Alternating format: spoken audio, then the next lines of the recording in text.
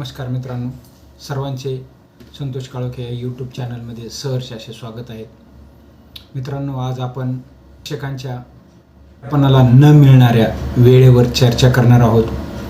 शिक्षकांसाठी विद्यार्थी किती महत्त्वाचा आहे, परंतु प्रशासनाकडून शिक्षकांना शिकवण्यासाठी वेळच मिळत नाही, याविषयीचे माझ्या मनामध्ये आलेले विचार मी या ठिकाणी मांडणार आहे. या विचारामधून मला कोणाची बदनामी करायची नाही की हा विचार माझा कोणाच्या विरोधात सुद्धा नाही, हे मी प्रथम आपणास सांगू इच्छितो.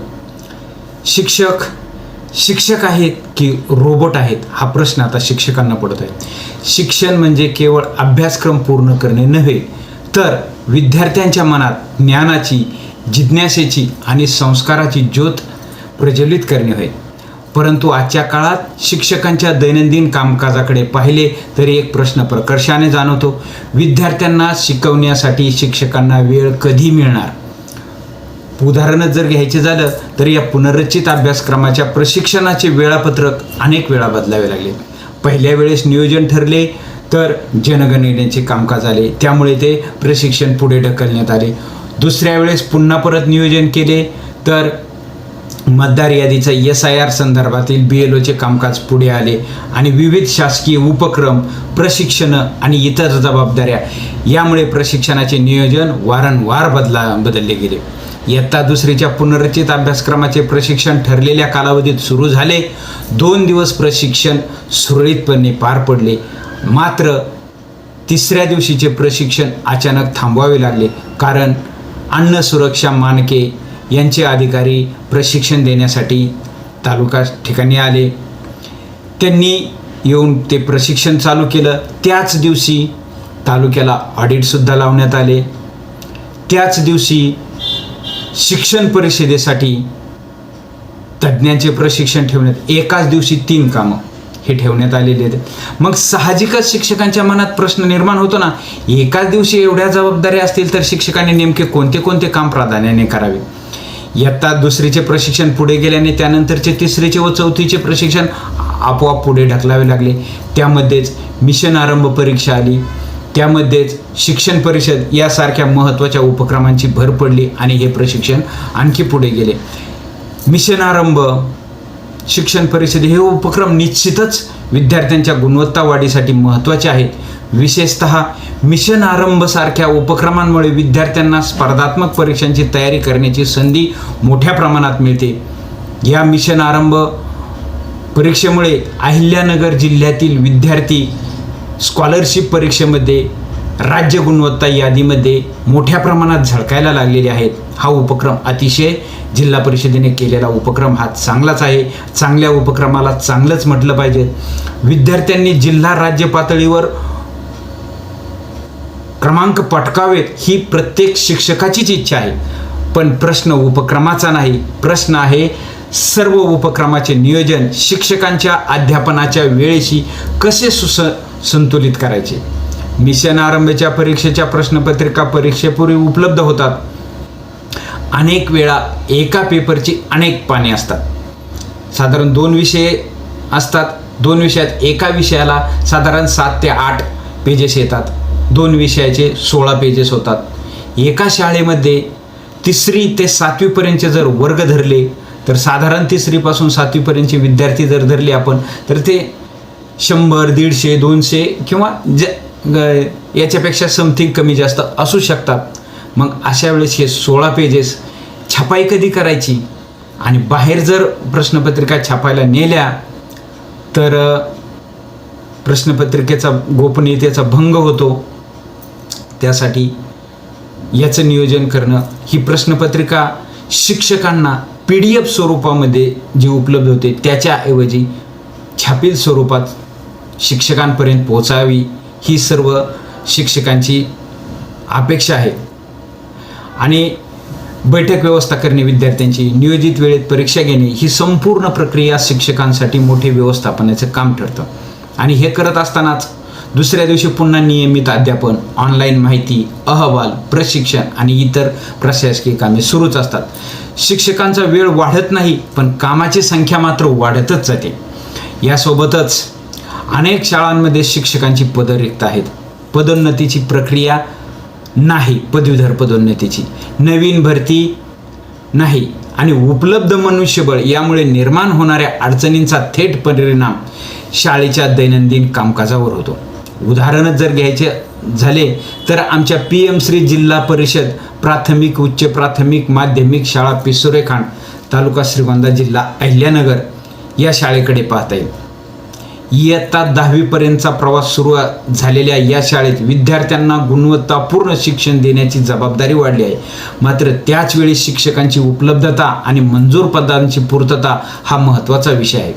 शाळेची गुणवत्ता वाढवायची असेल, विद्यार्थ्यांना 10वी पर्यंत सक्षम करायचे असेल, स्पर्धात्मक परीक्षांमध्ये यश मिळवून द्यायचे असेल तर पुरेसे आणि आवश्यक मनुष्यबळ ही मूलभूत गरज आहे. शिक्षकांना प्रशिक्षण हवे आहे, शिक्षकांना तंत्रज्ञानाचे ज्ञान हवे आहे, शिक्षकांना नवीन उपक्रम हवे आहेत. पण त्याचबरोबर शिक्षकांना विद्यार्थ्यांसोबत अध्यापनासाठी पुरेसा वेळही हवा आहे. माहितीचा वार शनिवार अशा स्वरूपातील नियोजनातून शिक्षकांवरील दैनंदिन माहिती संकलनाचा भार कमी करण्याचा प्रयत्न झाला. ही निश्चितच सकारात्मक बाब आहे. मात्र प्रत्यक्ष कामकाजात विविध सूचना, परिपत्रके, अहवाल आणि माहिती मागवणे सातत्याने येत राहिल्यास शिक्षकांच्या वेळेवर त्याचा परिणाम होतोच. दररोजच्या कामात आणखी एक काम, त्यावर आणखी एक अहवाल आणि त्यानंतर पुन्हा नवीन सूचना. या सगळ्यांच्या मध्ये विद्यार्थी मात्र कुठेतरी केंद्रस्थानी राहायला हवा. परीक्षांच्या संदर्भातही शिक्षक आणि विद्यार्थ्यांच्या मनात अनेकदा अनिश्चितता निर्माण होते. विविध परीक्षांबाबत निर्माण होणाऱ्या तांत्रिक अथवा प्रशासकीय अडचणींचा परिणाम संपूर्ण शैक्षणिक व्यवस्थेवर होतो. त्यामुळे अशा बाबतीत अधिक स्पष्ट, वेळेवर आणि पारदर्शक नियोजनाची गरज आहे. हा कोणावरही आरोप करण्याचा प्रयत्न नाही. हा कोणत्याही अधिकारी किंवा प्रशासनाविरोधातील आक्षेप नाही. हा फक्त एका शिक्षकाच्या मनातला प्रश्न आहे. उपक्रम थांबवायचे नाहीत, प्रशिक्षणे थांबवायचे नाहीत, परीक्षा थांबवायच्या नाहीत, माहिती व्यवस्थापनही आवश्यक आहे. पण या सर्व गोष्टींच्या केंद्रस्थानी विद्यार्थी आणि त्याचे शिक्षण असले पाहिजे. म्हणूनच गरज आहे ती उपक्रम कमी करण्याची नव्हे तर उपक्रमांचे सुयोग्य नियोजन करण्याची. शिक्षकांवरील काम कमी करण्याची नव्हे तर अनावश्यक पुनरावृत्ती कमी करण्याची. प्रशिक्षणे बंद करण्याची नव्हे तर प्रशिक्षणाचे शैक्षणिक वेळापत्रकाशी योग्य समन्वय साधण्याची. आणि सर्वात महत्त्वाचे म्हणजे शिक्षकाला शिक्षक म्हणून काम करू द्या, कारण शिक्षक शिकवेल तरच विद्यार्थी पुढे जाईल. हा आवाज कोणाविरुद्ध नाही, हा आवाज आहे गुणवत्तापूर्व शिक्षणासाठी योग्य नियोजनाची गरज व्यक्त करणारा. शिक्षण व्यवस्था अधिक सक्षम, सुसूत्र आणि विद्यार्थी केंद्रित व्हावी हीच प्रत्येक शिक्षकाची आणि प्रत्येक पालकाची अपेक्षा आहे. चला प्रश्न उपस्थित करूया. सकारात्मक बदलासाठी डिजिटल युगातही कागदी अहवालांचा आग्रह धरला का जातोय? शिक्षकांची संख्या अपुरी असताना उपलब्ध मनुष्यबळाचा कार्यक्षम वापर करणे ही काळाची गरज आहे. आज अनेक शिक्षक शाळेचे दैनंदिन कामकाज अधिक स्मार्ट, संगणकीकृत आणि त्याची व्यवस्थित पद्धतीने करण्याचा प्रयत्न करतात.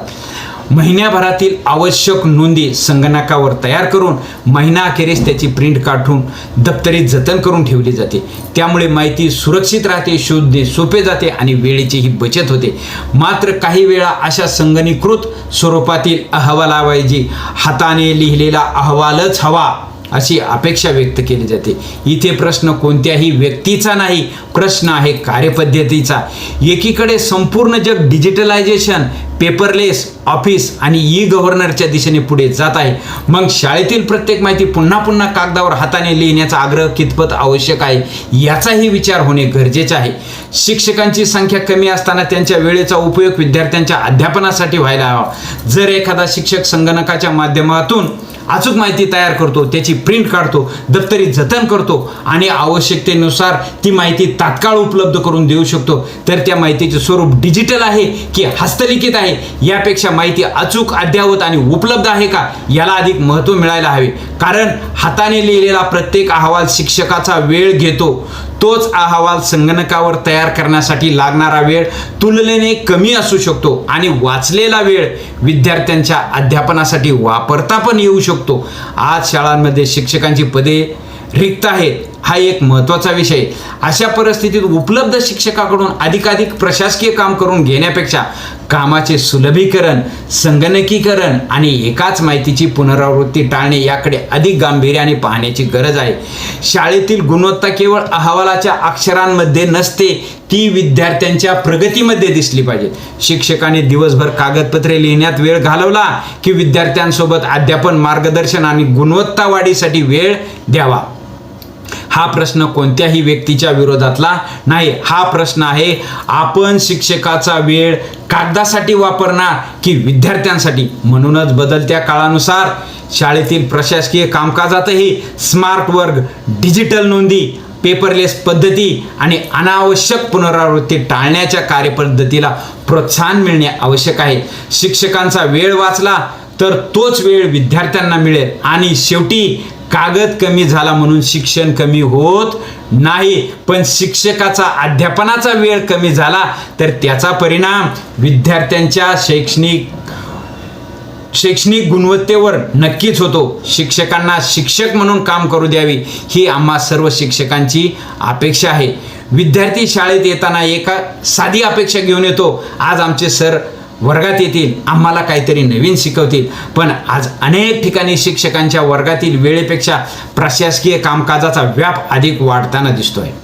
जनगणना, विविध सर्वेक्षणे, अहवाल, प्रशिक्षण, परीक्षा, माहिती संकलन आणि त्यातच BLO म्हणजे बूथ लेवल ऑफिसर म्हणून मतदार यादीशी संबंधित कामकाज, हे कामकाजही सातत्याने सुरूच असते.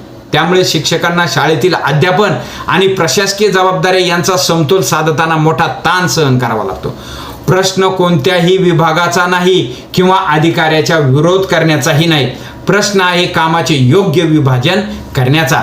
मतदार यादीचे काम अत्यंत महत्त्वाचे आहे. लोकशाहीच्या दृष्टीने त्याचे महत्त्व नाकारताच येणार नाही. परंतु त्याच वेळी शिक्षकाची प्राथमिक जबाबदारी ही विद्यार्थ्यांना शिकवणे हीच आहे, याचाही विचार झाला पाहिजे. एखाद्या शिक्षकाला प्रशासकीय जबाबदारी दिली आणि ती पूर्ण करण्यासाठी त्याला शाळेच्या अध्यापनातून वेळ द्यावा लागला तर त्या वेळेची किंमत कोण मोजणार? कारण शिक्षक वर्गाबाहेर असेल तर त्या वेळेत विद्यार्थ्यांना शिकवणार कोण? आज शिक्षकांच्या मनात एक गंभीर प्रश्न निर्माण झाला आहे. शिक्षक जर सतत प्रशासकीय कामात व्यस्त असेल तर विद्यार्थ्यांना शिकवणार कोण? शिक्षक हा केवळ सरकारी कर्मचारी नाही, तो देशाच्या भावी पिढीचा शिल्पकार आहे. आजच्या वर्गात बसलेला विद्यार्थी उद्याचा डॉक्टर, अभियंता, अधिकारी, उद्योजक, वैज्ञानिक, सैनिक, लोकप्रतिनिधी किंवा शिक्षक होणार आहे. म्हणूनच शिक्षकाचा वेळ हा केवळ शिक्षकाचाच वेळ नसतो, तो देशाच्या भविष्यासाठी दिलेला वेळ असतो. त्यामुळे BLO सारखे सातत्याने चालणारे प्रशासकीय कामकाज करण्यासाठी स्वतंत्र मनुष्यबळ, स्वतंत्र यंत्रणा किंवा पर्यायी व्यवस्था निर्माण करण्याबाबत शासनाने गांभीर्याने विचार करावा अशी अपेक्षा व्यक्त करणे गैर नाही. शिक्षकांना प्रत्येक प्रशासकीय जबाबदारीपासून मुक्त करण्याचा प्रश्न नाही, पण शिक्षकाचा वर्गातील वेळ वाचवणे, शिक्षकावरील अनावश्यक प्रशासकीय भार कमी करणे, रिक्त पदे भरणे आणि शिक्षकांना अध्यापनासाठी पुरेसा वेळ देणे ही आजच्या शिक्षण व्यवस्थेची गरज आहे. कारवाईची भीती निर्माण करून काम करून घेण्यापेक्षा शिक्षकांच्या भूमिकेचा आणि त्यांच्या प्राथमिक शैक्षणिक जबाबदारीचा सन्मान करून योग्य कार्यविभाजन करणे ही अधिक परिणामकारक दिशा ठरू शकते. कारण शेवटी प्रश्न एका शिक्षकाचा नाही, प्रश्न आहे हजारो विद्यार्थ्यांच्या भविष्याचा. म्हणूनच शासनाने BLO कामकाज शिक्षकांवरील भार पुनर्विचार करून शिक्षकांना शक्य तितका वेळ अध्यापनासाठी उपलब्ध करून द्यावा ही नम्र आणि सकारात्मक अपेक्षा. शिक्षकाला वर्गात सुरक्षित ठेवा, तोच देशाचे भविष्य घडवेल. शिक्षकाला वर्गामध्ये सुरक्षित ठेवा, तोच देशाचे भविष्य घडवेल. नमस्कार, धन्यवाद.